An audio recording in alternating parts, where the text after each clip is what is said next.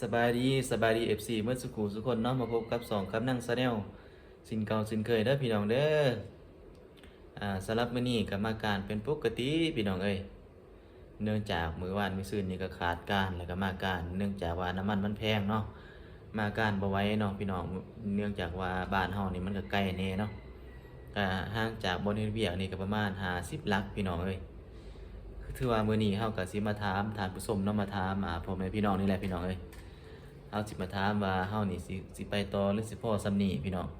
เนื่องจากว่าเฮาเฮ็ดเวียกนี่รู้สึกว่าเมื่อยพี่น้องเอ้ยเมื่อยแหละ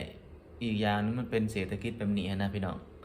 เฮาก็เมื่อยแน่อีกอย่างเฮาก็บ่ไหวน้ำมันรถเนาะคือค่าใช้จ่ายเฮานี่มันก็แพงหลายพอสมควรแหละพี่น้องเอ้ยก็คือไปจากบ้านก็คือว่าแหละ50กิโลเนาะ50ลักกันเนาะเฮาใช้น้ำมันนี่ประมาณ3 ลิตรหรือว่า2 ลิตรปลายเนาะ ลิตรหนึ่งกันนี่ก็50,000แล้วเนาะมันแพงเนาะคืออยู่บ้าน FC ได้เป็นจังไดเนาะอ่าราคานี่พอพังอีบ่อีกน้ำมันนี่มันแพงก็พอแล้วนี่แถมว่าหาน้ำมันนี่แฮงยากอีกเนาะมันยากแฮงๆพี่น้องเอ้ยจักสิเฮ็ดจังใดแต่ละปั๊มมันยังมันก็ปิดเนาะซื้อนอกนี่ก็บางคนก็ขายบางคนก็มีบางคนก็บ่มีนั่นแหละขายในราคาที่สูงเติบเนาะจักสิเฮ็ดจังใดเนาะพี่น้องเอ้ย สิไปต่อหรือสิพอสำนีบ่หรือสิออกการบ่เนาะ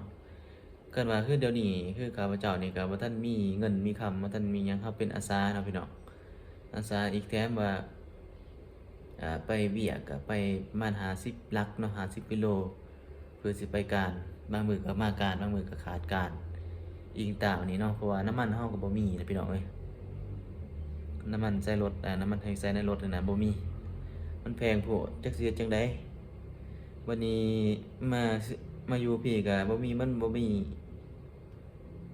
เป็นหยังจึงมาไกลเนาะเป็นหยังจึงมาไกลเพราะว่าบ่อนเฮ็ดเวียกมันบ่มีบ่อนอยู่บ่อนพักหั้นนะคือบางครั้งข้อยก็พักอยู่ในวัดเนาะมาขอพักนำครูบาเพิ่นอยู่วัดแล้วก็เลยกินข้าวกินน้ำนำวัดแล้วก็นอนหันเนาะก็เลยมาการเนาะมันบ่มีรายรับบ่มีรายแบบบ่มีช่องทางสิหารายได้เติมหั้นนะพี่น้อง ก็เลยบ่ฮู้สิเฮ็ดจังไดสิมาสู่ต่ออยู่บ้านบ่หรือว่าสิหาเงินอยู่บ้านบ่ก็อยู่บ้านก็เฮ็ดหัวเฮ็ดสวนนั่นแหละพี่น้องเอ้ยบ่ฮู้สิเฮ็ดจังไดเออผู้ใดอันนั้นมีวิธีดีๆหรือว่ามีวิธีที่แนะนำที่ให้เฮามีทางออกกว่านี้ก็แนะนำมาแหน่เด้อพี่น้องเด้อก็ถือว่าเมื่อยแหละพี่น้องเอ้ยเมื่อยหลาย อีกอย่างก็เมื่อยนำเศรษฐกิจแบบนี้แหละเมื่อยนำการใส่จ่ายเนาะ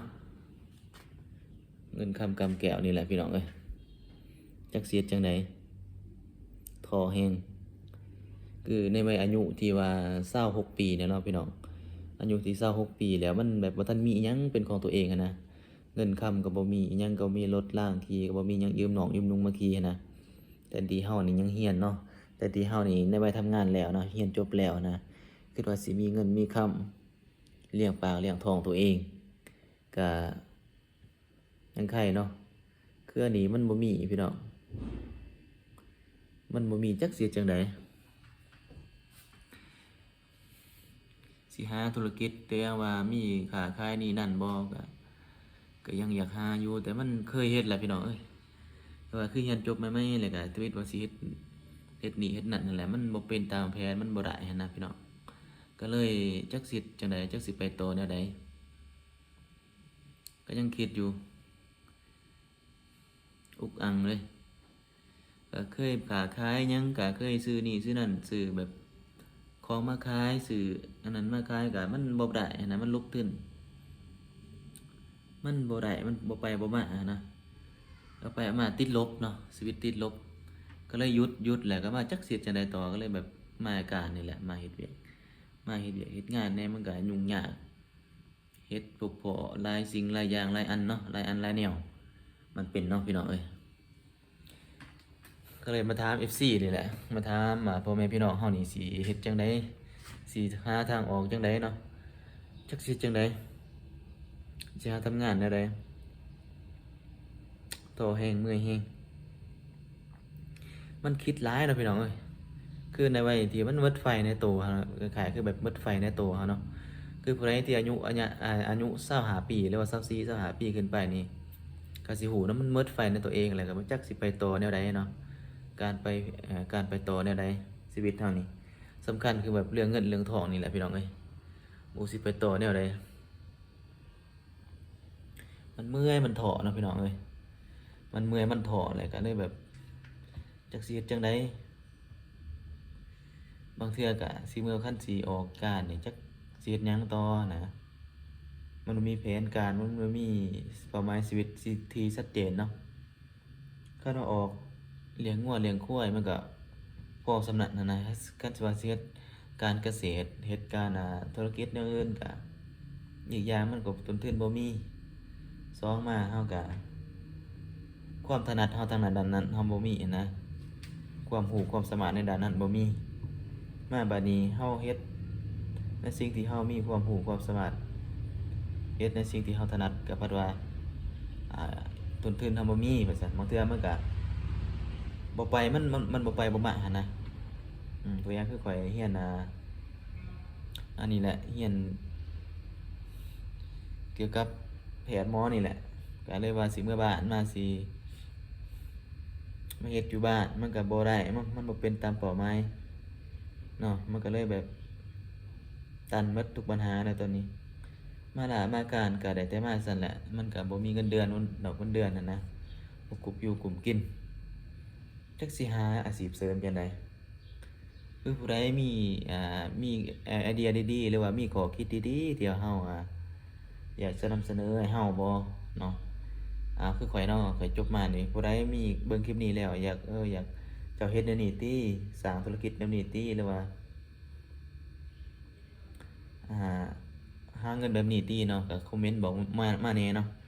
เฮาก็บ่จักสิเฮ็ดจังไดคิดบ่ออกเลยมันแบบว่ามันเคยถึกคือแต่กี้ก็เคยเฮ็ดธุรกิจนำหมู่นี่แหละก็เลยมันถึกตัวถึกหยังอะไรไปหน่อยมันถึกตัวต้มถึกตัวถึกเสียเงินเสียคำตะกี้ก็เคยมีเงินก่อนหนึงแหละว่าสิเฮ็ดนั่นน่ะย้อนการลงทุนจักอย่างแล้วมันบ่มันหมดนั่นน่ะมันเจ๊งแล้วมันเลยบ่ฮู้สิไปต่อนะมันก็ท้อหลายปัญหาหลายอย่างนั่นแนวบัดนี้เงินเดือนเงินเคยมาทำงานจังซี่ก็เงินเดือนยังก็บ่มีหั้นนะยังเป็นอาสาอยู่พี่น้องเอ้ย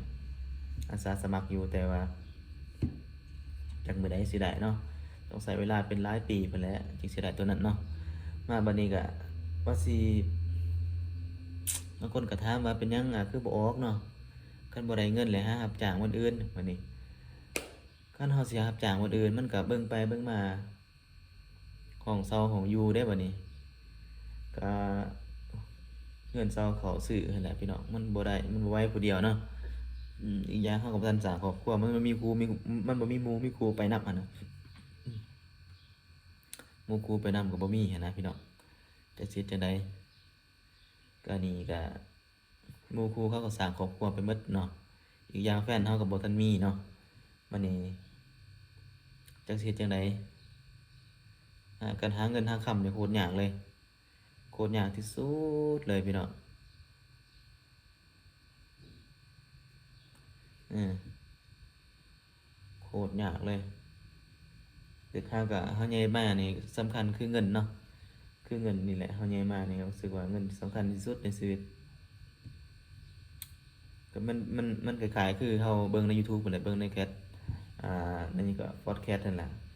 แบบเดียวกันเลยคือก็บอกกันนะอายุส่ำนี้สิพบพ้อแต่เดี๋ยวนี้หมู่เพื่อนสิน้อยลงอ่าเงินค่ำก็สำคัญคือเงินคือค่ำเขาว่าเอ้าแม่นอีหลีเว้ยโอ้ผู้ใดอันนั้นผู้ใดเคยผ่านก็สิรู้อยู่เนาะอายุหลายนี่เงินอย่างเดียวเนาะกับสุขภาพวันนี้ก็สุขภาพก็เจ็บปวดออดแอดบ่อำนวยความสะดวกปานใดเนาะมันเมื่อยแฮงพี่น้องเอ้ยท้อผู้ใดอันนั้นมีบ่อนเวียแนะนำที่ว่าเงินเดือนก็พอฟังนี่ก็พอฟังนี่ก็แนะนำให้แหน่เด้อพี่น้องเด้อข้อยก็บ่ จักสิเฮ็ดจังใดเนาะบ่จักสิหาแนวใดเนาะมันคิดหลายเนาะคิดหลายอย่างคิดหลายจักสิหาเงินแนวใดบางคนก็มีรถมีเรือนในอายุที่24 25ปีอันนี้โอ้โคตรยากได้รถจักรก็ยังบ่มีเนาะลักษณะแบบว่าเฮ็ดเวียกนี่มีเกียรติแต่บ่มีกินเนี่ยแบบนั้นแหละพี่น้องเอ้ยมีเกียรติแต่บ่มีกินก็คิดอยู่ตัดสินใจแต่ว่ายังบ่ทันได้เนาะก็เลยถาม FC มาทุกคนนี่แหละว่าให้แนะนำให้แหน่เนาะเออแนะนำให้แหน่ว่าสิเฮ็ดจังไดต่อแล้วก็สิควรสิไปต่อหรือสิพอส่ำนี้เนาะเฮ็ดเวียกนี่เนาะเฮ็ดเวียกนี่มันบ่ได้เงินมันบ่กุ้มอยู่กุ้มกินนะสิหาแนวใหม่นะสิเฮ็ดแนวอื่นนะเอาจะได้ก็ขอขอบใจท่านผู้ชมเนาะที่รับชมเนาะแล้วก็ที่กดอันนั้นติดตามเนาะขอบใจ FC หมดทุกคนเด้อจะได้ก็เอาสู้ๆนำกันเด้อพี่น้องเด้อสู้ๆนำกันในวิกฤตนำกันนี่ก็ขอขอบใจที่ติดตามเนาะเอาขอขอบใจหลายๆเนาะขอให้อยู่ดีมีแรงเด้อสุขภาพแข็งแรงร่ำรวยเด้อพี่น้องเด้อก็ให้อายุมั่นขวัญยืนได้ก็อีกอย่างเฮาก็โดนช่วงนี้ก็บ่ได้เอาคลิปมาลงให้เบิ่งปานใดเนาะเพราะว่ามันก็ค่าเวียกค่างานคืออยู่บ้านแนวก็สัญญาณก็บ่มีหั่นแหละพี่น้องเอ้ยสัญญาณก็บ่มีมันลำบากเนาะชีวิตจังได๋ก็ลำบากชีวิตมันบ่ไปบ่มาเนาะโอ้ทุกข์แห่งเลยพบกันใหม่พี่น้องบ๊ายบาย